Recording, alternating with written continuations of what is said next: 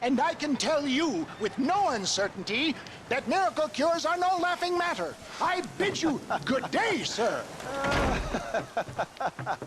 Oh, Mr. Marston, good to see you. How have you been keeping? I'm well, Mr. Mr. West Dickens. Nigel West Dickens of East Cheap, London, New Waverly, New York, and Armadillo, New Austin. At your service. At my service.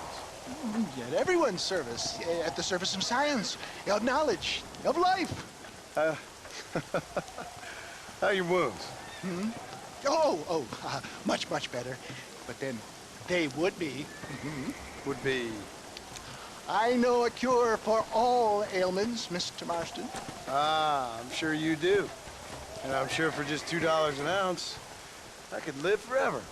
Oh, but for you, sir, I do a bulk discount rate of $1.95 an ounce. As long as you buy 100 ounces or more. That's a lot of immortality. Give it up, old man. That's Mr. West Dickens to you, boy. Give it up, old man. Listen, Marston, I'm broke. But this stuff is good. It works. I need a healthy young man like you. Come along, let's ride over to my newest customer at Ridgewood, and I'll explain while we go. Okay.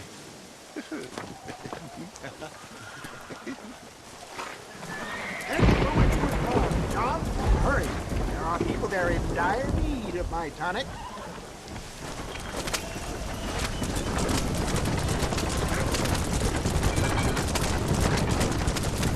I heard about you, Mr. West Dickens. And I about you, John Marston.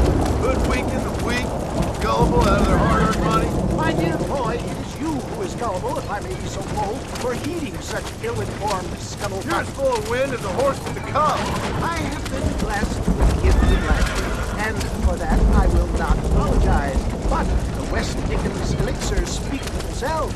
My thousands of happy customers attest to that. If my tonic is such a sham, how do you explain the fine mettle with which you find me? Last time you saw me, I was knocking at the door. You should thank the doctor for that. I reckon you were acting it up worse than it was. Act I can, John. A more convincing Othello there has never been. And so shall you, a fair Iago or Cassio. I don't like the sound of that. Showmanship, John. The flourish. Oh. How does this involve me? Get back on the road! We'll have nothing left by the time we get to Ridgewood. We're going to use your God-given talent to our advantage. I'm really starting to regret this. For the love of God, try to stay on the road! I'll drop you off at the outskirts of Ridgewood. That way, it won't look like we came together. Once I'm set up, saunter nonchalantly into the cloud that is sure. Eventually, call you up to try my tonic. After extolling the virtues, I will have you perform a few feats of wonder to amaze and impress the paying public. You hop out here, John. Follow me in on foot.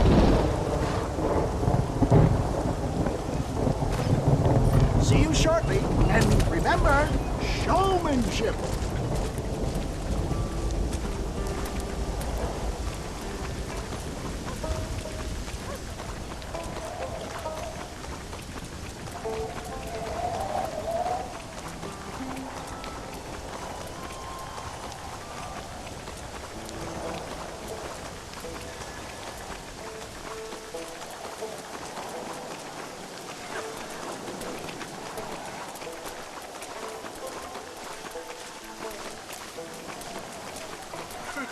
Friends, hard-working souls of Cholla Springs, gather round, gather round.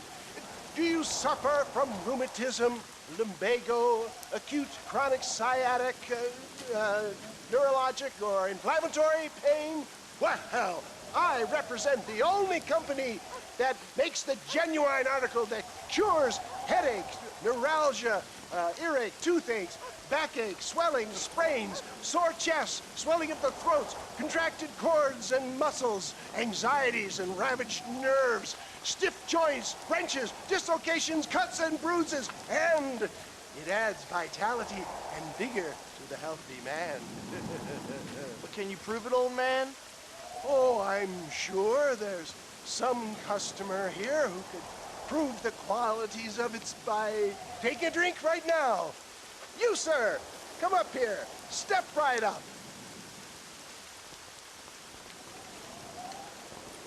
That's the spirit. Ladies and gentlemen, pay close attention.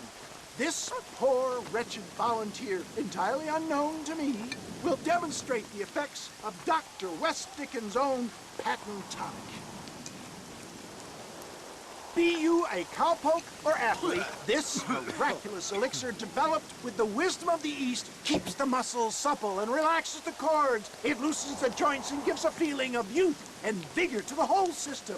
Not possible, I hear you say. Well, doubt no longer. Faith can move mountains, but I ask not for faith. I am a man of science, and today science will be vindicated. Your eyesight has greatly improved. Is that not so, friend? If you say so. That's right, it is. You heard him. What a good sport you are, sir. Now, gaze over yonder at that porch. If you squint, you may just be able to make out the skull that's hanging there. Go ahead, friend. Shoot that skull and demonstrate the miraculous eyesight you now possess.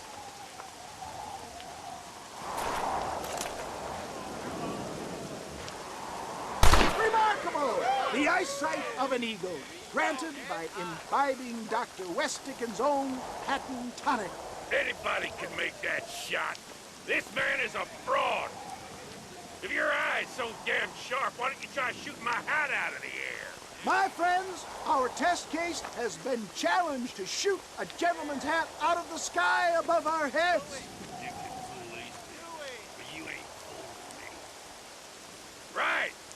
Let's just see how sharp you is with a moving target. Get ready. He's about to throw it.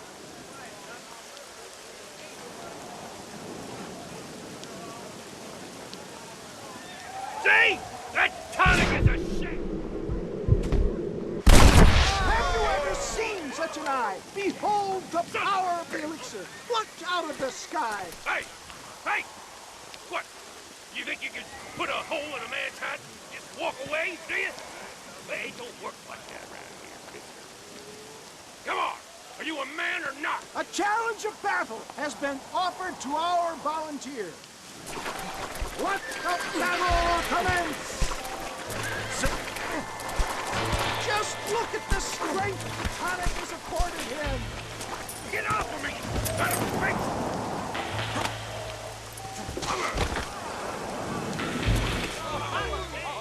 There it is, skeptics and dissenters, irrefutable proof. Do not let this opportunity pass you by. Look, he's over there. Go get him. This ends now! Watch out, he's got a gun. Who the hell do you think you are? You ain't leaving here alive!